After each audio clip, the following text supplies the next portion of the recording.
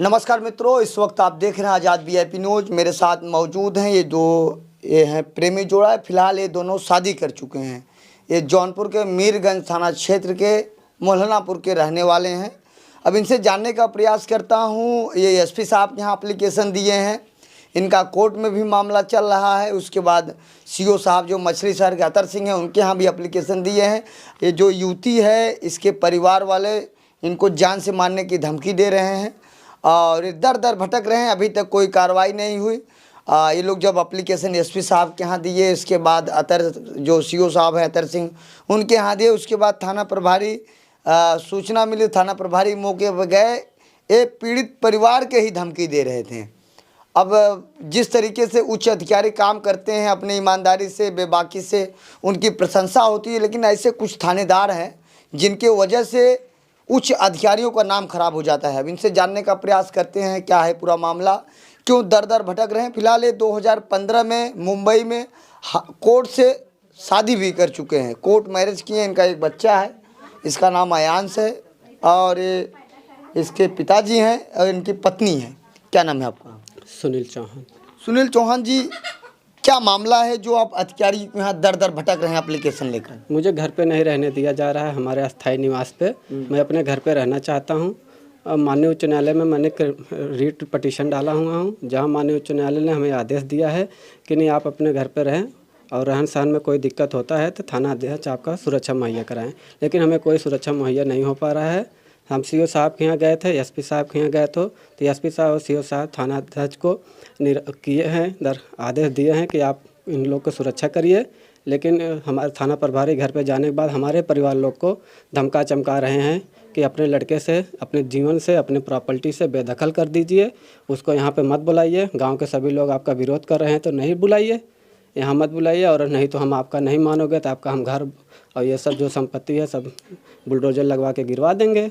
ये बताइए, पूरा गांव आपका विरोध कर रहा है कि खाली जो आपकी पत्नी है उनके घर वाले विरोध कर रहे हैं? ज़्यादा करके जो हमारे पत्नी के फैमिली मेम्बर हैं वो लोग विरोध कर रहे हैं, और गांव में तो बहुत कुछ ही लोग हैं जो विरोध कर रहे हैं। बाकी और उनके हमारे समर्थन में भी हैं और उनके भी समर्थन में भी है। आपके माता पिता आपके पक्ष में नहीं? हमारे माता पिता हमारे फेवर में हैं, क्योंकि उनको 2014 में और 15 में बहुत सारा प्रताड़ित किया गया है। हमारे पिताजी के नाम से नहीं मुकदमा हो गया, FIR फाइट किया गया, हमारे नाम से भी FIR फाइट किया।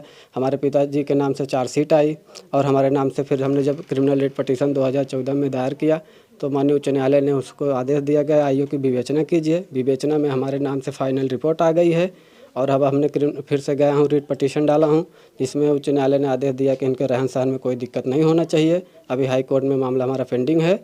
हाँ, अब 29 तारीख की हियरिंग है, उसके बाद आगे की जो होगी कार्रवाई देखेंगे। जैसे आप दोनों एक ही गांव के हैं, जैसे जब बातचीत हुई, आप लोगों की बातचीत हुई, इसके बाद घर वालों से आपने पूछा नहीं कि शादी करना है, करना है?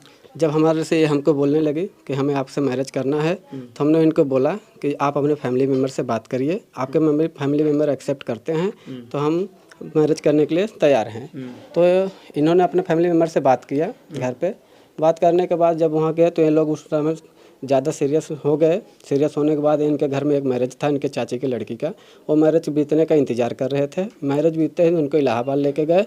इलाहाबाद ले जाने के बाद बहुत ज़्यादा इनके साथ टॉर्चर किया गया, मारपीट किया गया।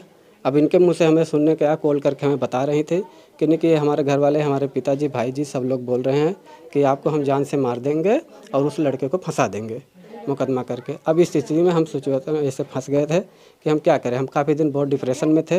फिर हमने कई लोगों से बात किया, तब हमारे डिसीजन में यही आया कि जब जो हम उसके साथ हमारा नाम जुड़ा हुआ है, कल को कुछ हो जाता है तो हम फंस जाए तो हम कहाँ से निर्दोष अपने आप को साबित करेंगे। तो फिर आपने शादी कर लिया? फिर हम ये हमारे पास फ़ोन की तो ये मुंबई हमारे पास आ गए।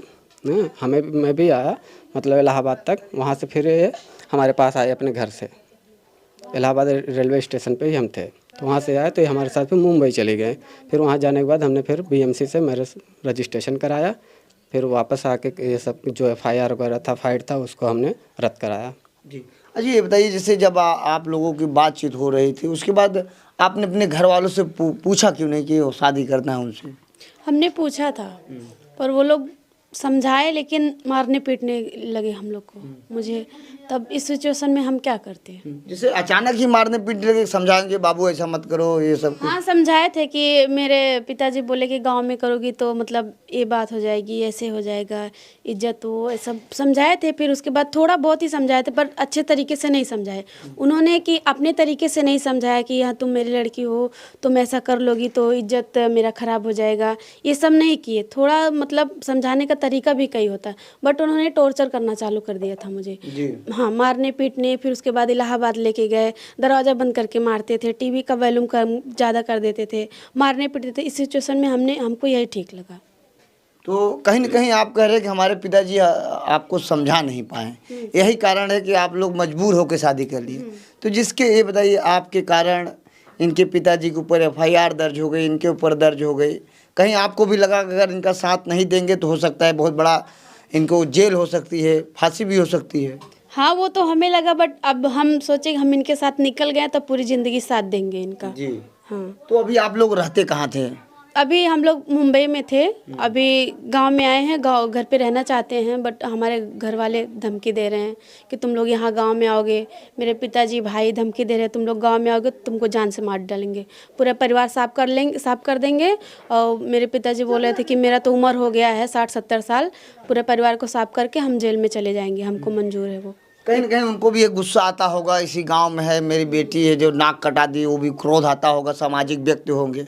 तो और जो गांव के जो बच्चे हैं जो ऐसा शादी करना चाहते हैं उनको आप क्या कहना चाहती हैं? हम यही कहना चाहते हैं कि मतलब अगर हम किसी से प्यार करते हैं तो अपने घर वाले से पहले बातचीत करें कि हमारा उनके साथ ऐसा है, घर वाले समझाएंगे कि हाँ ऐसा नहीं करो, फिर उनके अगर वो लोग मानते हैं तो ठीक है, अगर नहीं मानते तो नहीं करना चाहिए। जी, जिस तरीके से आप झेल रही हैं, काफ़ी दिनों से यह झेल रही हैं, अभी आप घर पे नहीं जा पा रही हैं, तमाम कहीं इनके यहाँ कहीं उनके यहाँ आप रह रही हैं, अगर आपको जान की कोई खतरा होता तो इसके जिम्मेदार कौन होगा?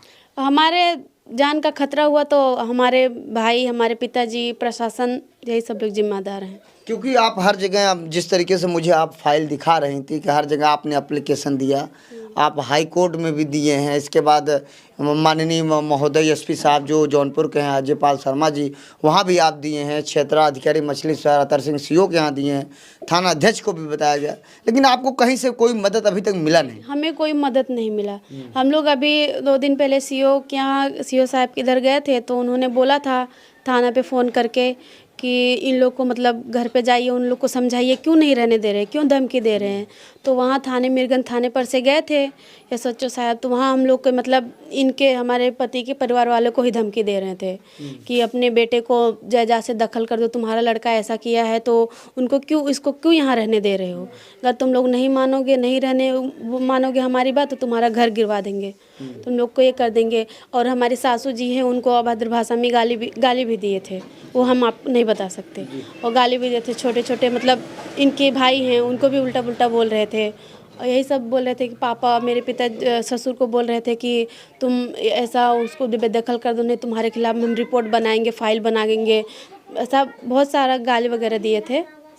अभी आपका एक बच्चा है, उसकी उम्र कितनी होगी? वो अभी 3.5 साल का, दिसंबर में 4 साल का हो जाएगा। 4 साल हो जाएगा। और जिस तरीके से आप इधर उधर दौड़ रही हैं, काफ़ी परेशानियों को आपको झेलना पड़ता होगा यहाँ वहाँ जाने, लेकिन आप लोगों को ऐसा क्या हो गया कि अभी घर पे ही रहना है? अभी क्या है ना कि मेरे जो सास ससुर है, थोड़ा उनका उम्र हो गया है, अब उनसे थोड़ा काम वगैरह हम लोग सोचते हैं कि अभी अब माँ बाप तो हैं ही, अब जो हम लोग किए सो किए, अब चाहते हैं कि हम उनकी सेवा करें, घर पे रहें उनके साथ में। पछतावा तो होता होगा कि हमने एक गलत किया? हाँ थोड़ा बहुत होता है, बट उतना भी नहीं। अब इतना परेशानी हम झेले, इतना टॉर्चर सहे हैं तो उतना नहीं होता। मतलब अगर प्यार की भाषा समझाए होते तो आज उनकी भी सम्मान रहती, हमारा भी रहता, अब कोई मामला नहीं होता। हाँ अगर प्यार से समझाए होते तो हम समझ जाते, उनके ही बच्चे थे, अगर प्यार से समझाए होते तो समझते ही ना जी। तो ये बताइए, आप अभी आप CO साहब के यहाँ प्रार्थना पत्र दिए, SP साहब के यहाँ दिए, हर जगह दिए, चाहते क्या हैं आप? हम यही चाहते हैं कि हमें हमारे अस्थायी निवास पर रहने दिया जाए और हमें प्रशासन प्रोटेक्शन दे। और जो आपको अभद्र भाषा से आपके वीडियो जो चलता है, कमेंट करते हैं, उन लोगों को क्या कहना चाहते हैं? उन लोगों को कहना है कि मामले को पहले समझिए, दोनों पहलू को, उसके बाद ही कोई कमेंट करिए। जी। अगर हम हैं आपके नज़र में गलत तो हमारे ऊपर कमेंट करिए, ये तो पहले मामले, हमने 10 साल वेट किया हूँ। 2014 से लेकर आज 2023 तक हमने वेट किया। हमने बहुत वहाँ नहीं गए हैं, उनको भी समझना चाहिए। आज बच्चा है एक, उनको रहने दीजिए, उनके अपने माता पिता से मिलने दिया जाए, आने जाने दिया जाए और रहने दिया जाए घर। बाकी को हम लोग मुंबई में आएंगे, हमारा बच्चा है वहाँ, हम पढ़ाई लिखाएंगे, वहाँ रहेंगे। यही हम चाहते हैं कि हमें हमारे माता पिता से मिलने दिया जाए, हम लोग वहाँ घर पे रहे और सुरक्षित रहे। आप बता रहे हैं कि तमाम तरीके से धमकी आ रही, डर लग रही है। अभी वीडियोग्राफी आप जब हम करने जा रहे थे बताया कि हम जहाँ हैं वो एड्रेस कम ना बताएं, तमाम प्रकार की समस्याओं को आप झेलना पड़ रहा है। हाँ, हम चाहते हैं कि जहाँ हम रुके हुए हैं यहाँ का कोई अभी वो ना हो, हमें काफ़ी खतरा है इस बात का। हाँ, तो क्या कहना चाहते हैं उच्च अधिकारियों को, माननीय योगी जी को क्या कहना चाहते हैं? इसके बाद जो डीजीपी महोदय हैं, इसके बाद जो एडीजी हैं, उनसे आप क्या निवेदन करना चाहते हैं और किस तरीके का मदद चाहते हैं और आप घर पे क्यों रहना चाहते हैं, क्या मजबूरी है? हम सभी जो आला अधिकारियाँ हैं, हम सबसे उनसे विनम्रपूर्वक यही प्रार्थना करते हैं कि हमें हमारे अस्थायी निवास पर रहने दिया जाए और हमें सुरक्षित रहने दिया जाए। किसी प्रकार का हमारे जीवन में आने वाले भविष्य में कोई खतरा ना हो। और इनके फैमिली मेम्बर हमें नहीं मानते हैं तो मत मानिए, हमें अच्छे से हमारे हाल पे छोड़ दीजिए, हम अपने हाल में रहेंगे। हम जैसे 10 साल बिता लिए वैसे हम आने वाले जीवन अपनी ज़िंदगी बिता लेंगे। हाँ, और हमें वहाँ रहने दिया जाए। तो आप लोगों की मुलाकात कैसे हो गई फिर? मुलाकात में हमारे गांव के ही हैं तो वहाँ से हो गया था। उसके बाद धीरे धीरे आप लोग एक साथ रहे, बातचीत करते करते कॉन्टेक्ट हो तो बहुत करीबी हो गए। तो मामला यहाँ से कहाँ से गंभीर हो गया कि शादी अब कर लें? जब एक प्रकार से लगा हो गया तो फिर वो सब इनका भी कहना था कि मैरिज करेंगे आपसे। तो हम उन्हें वही पहले बताया आपको कि हमें अपने फैमिली मेम्बर से बात करिए, परिवार आपके राजी होंगे तो हम एक्सेप्ट कर लेंगे। अभी जो नए लड़के हैं जो जिस तरीके से फेसबुक के माध्यम से, मोबाइल के माध्यम से गांव की युवतियां से, किशोरियां से लव मैरिज करते हैं, प्यार करते हैं, बातें करते हैं, उनको क्या संदेश देना चाहते हैं? हम उनको यही संदेश देना कि भारत के सभी नागरिकों का एक फंडामेंटल राइट है, उनका मौलिक अधिकार है। संविधान में के हिसाब से उनका फंडामेंटल राइट है कि वो अपना अधिकार चुन सकते हैं। लेकिन जो ये मैरिज करने का अधिकार है, इसके लिए आप अपने घर में जो आपके परिवारजन हैं उनसे बातचीत करिए। वो लोग एक्सेप्ट करते हैं तो करिए, नहीं एक्सेप्ट करते हैं तो उसके बार बार प्रयास करिए, हो सकता है हो कर लें।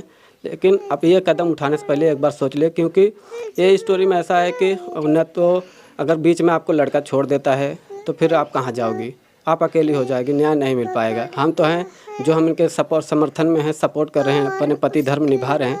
काफ़ी स्टोरी आप लोग देखे होंगे, ऐसा नहीं होता है, बीच में ही छोड़ देते हैं। तो आप लोग, मैं खास करके लड़कियों को कहता हूँ, बहुत सोच समझ के कदम उठाना। जी, अभी आप इनके साथ कितना संतुष्ट हैं? हम इनके साथ पूरा संतुष्ट, हमें कोई दिक्कत नहीं है इनके साथ। कोई दिक्कत नहीं? नहीं, कभी हमें कोई टॉर्चर नहीं किए, कभी कोई दिक्कत नहीं है कि तुम ऐसा करी हो, तुम्हारे माँ बाप मुझे इतना, हमारे घर वाले कितना टॉर्चर कर रहे हैं, तुम चले जाओ, ऐसा कभी भी कुछ भी नहीं किया।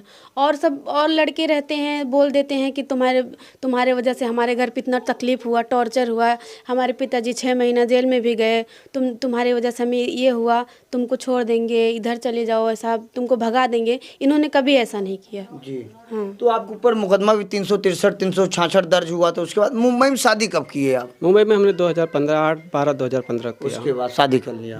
अभी आप लोग पति पत्नी हैं? पति पत्नी। तो काम क्या करते हैं मुंबई में आप? मैंने वहाँ होम इंटीरियर का काम करते हैं। जी, सिर्फ जीवन यापन चलता है? जीवन अपन। तो वहाँ घर और रेंट है कैसे? अभी तो फिलहाल रेंट में ही है। रेंट पे? जी।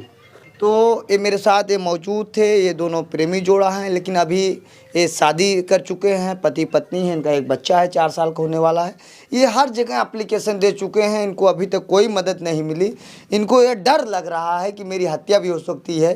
फिलहाल मैं जो वरिष्ठ अधिकारी हैं, जिला के जो एसपी साहब हैं डॉक्टर अजयपाल शर्मा जी, बड़े बेबाकी से कार्य करते हैं, गरीब असहाय लोगों की मदद करते हैं। जो मछली शहर के सीओ हैं अतर सिंह, वो भी बड़े गंभीर व्यक्ति हैं, बहुत बारीकी से लोगों की बात सुनते हैं। लेकिन कहीं न कहीं जो थाना प्रभारी मीरगंज के, उनकी लापरवाही है। ऐसे थाना प्रभारी के ऊपर कब एसपी साहब ध्यान देंगे, और ऐसे जो गांव के लोग हैं कमेंट करते हैं, उनके ऊपर कब कार्रवाई होगी। इनको ये भी डर है कि कहीं न कहीं अगर हम जहां रह रहे हैं, अगर वहां की जानकारी कोई बता देगा तो इनके ऊपर हमला भी हो सकता है। ये अपनी जान की भीख मांग रहे हैं, दर दर भटक रहे हैं। फिलहाल मेरी वरिष्ठ अधिकारी से, जो माननीय योगी जी हैं, उत्तर प्रदेश के मुख्यमंत्री नरेंद्र मोदी जी से मैं निवेदन करूंगा। उसके बाद जो वाराणसी के आईजी हैं अखिलेश चौरसिया जी से, उनसे भी मैं निवेदन करूंगा, इन दोनों की बातों को गंभीर से सुने, इनकी मदद हो, ताकि ये लोग भी चाहते हैं कि अपने माता पिता के बीच में रहें। गलती तो किए हैं, अगर सामने वाला भी गलती करेगा तो उसमें क्या अंतर रह जाएगा, लेकिन ये मतलब नहीं किसी की जान ले लो, किसी को मार दो, किसी को घर से भगा दो। फिलहाल हमारी रिपोर्ट आपको कैसी लगी कमेंट करके जरूर बताएं। अगर इनकी कहीं कमी है तो आप कमेंट करके जरूर बताइए। जय हिंद।